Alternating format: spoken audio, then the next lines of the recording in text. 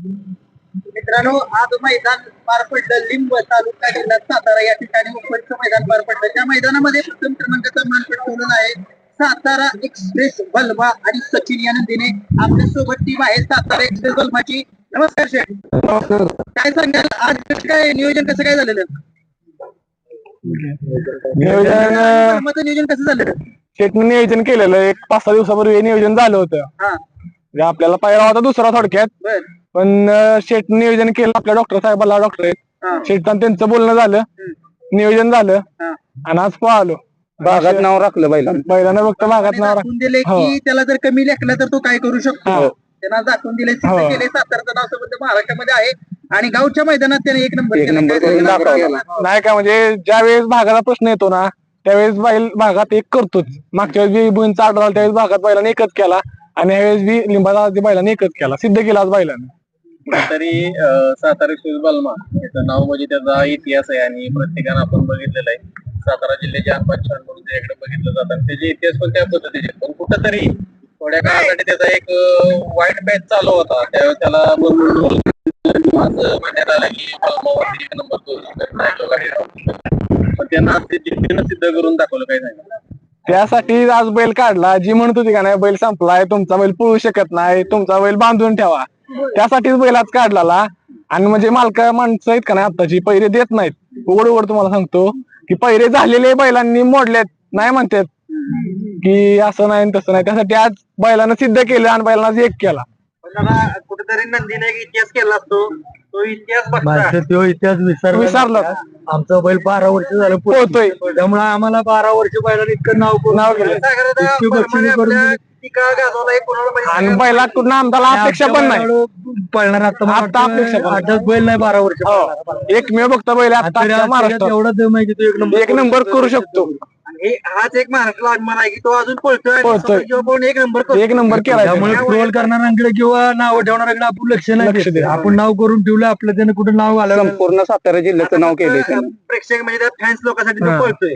ना अजून पण लोकांसाठी आपण पळवतोय त्याला. प्रेक्षकांनी बघितलं किती बैल पळतो. काय ट्रोल करणाऱ्यांकडे लक्ष नाही देत. असे ज्या पद्धतीने आपण म्हणतो की आता येणारं पेडगावचं हिंदकेसरीचं मानाचं मैदान आणि बलमाचा आणि पेडगावचा हिंदकेसरीचा जो इतिहास आहे तो सगळ्यांना माहिती आहे. ते त्याने करून दाखवलंय, ते कधी विसरू शकत नाही. काय सांगा काय ती फाटी त्याला लगेच होती. लगातार 2 वर्ष त्यानं हजार गाड्यात एक नंबर केलेला. त्या वर्षी पण पळणारच आहे पहिले पेडगावनं, काय वाद आहे. बॅडपॅच आपल्या हॅट्रिक झाली नाही, सेमीला त्यावेळेला मार खाल्ला, चालून जातं. पण आम्हाला आमच्या बैलाचा अभिमान आहे की 12 वर्ष तो पळतोय. आमचं नाव ठेवलंय त्यानं. ट्रोल करणाऱ्यांकडे आम्ही केवळ लक्ष देत पण नाही आणि देणार पण नाही. आणि पुढे जरी एक छोटा नंदी पळाला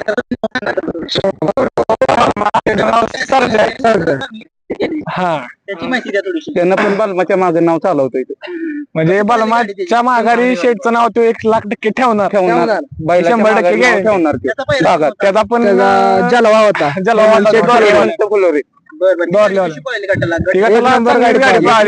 गाडी पळाली छान. एक भविष्यातलं फ्युचर आहे. 100%. बलमा माघारी 1,00,000% तो कोण नाव चालवणार. बलमा आणि सचिन गाडी पळाली. सचिन विषयी काय सांगाल?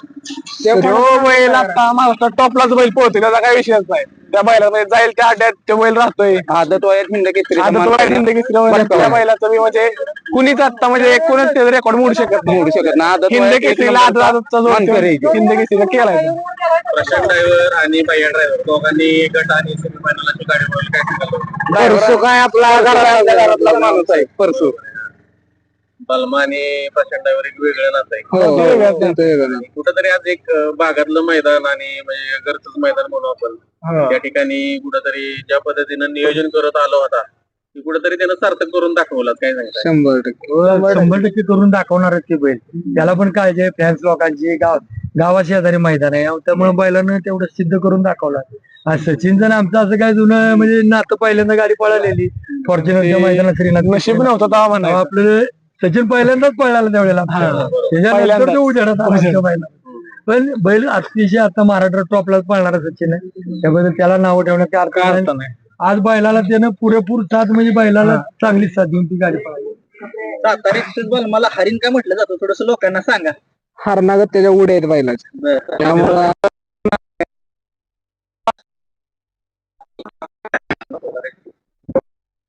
नंतर अजून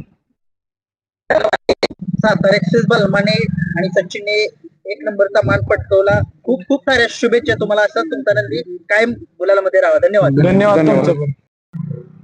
काय सांगाल आज बलमाने एक नंबर केलाय आणि जो आनंद आहे सगळ्या सातारला झालेला आहे, काय सांगाल आज? काय आपल्या भागातला शेवटचं मैदान म्हणायचं तसं गेलं तर सुरुवात पण चांगली झाली भागात. अंगापुरती मैदान असतं सुरुवातीचं. त्या अड्ड्यात बाकासुरन बलमा राहिला. शेवटच्या भागातल्या अड्ड्यात पण आमची इच्छा होती की बलमान बाकासूर पळवायची, पण बाकासूरचा पायरा झाला होता. मग सचिनचा तो पायरा झाला आणि भागातला शेवट चांगला आणि गोड झाला. आता बाहेरच्या भागात मैदान आहेतच, पण आपल्या भागात जे म्हणतो घरापसलं किंवा आपल्या तालुक्यातलं हे शेवटचं मैदान. सातारची शान आहे बलमा. काय सांगाल? सातारात प्रत्येक गावात बलमाचं नाव आहे, कारण की त्याला सातारा एक्सेस बलमा म्हणून ओळखलं जातं आणि तशीच त्याने कामगिरी केली आहे. काय सांगाल? काय कामगिरी म्हणायची म्हणजे बैल 12 वर्ष झाला आपल्याकडे. बैला 12 वर्षाचा झाला असून पण एवढा पळतोय का तरी आपल्या भागातला काय झालं तरी बैल आला. आपल्याकडची बैल ही आपल्याकडची अशी ठराविक बैल आपल्या भागात पाहणार आहेत आपल्या भागाकडची. आता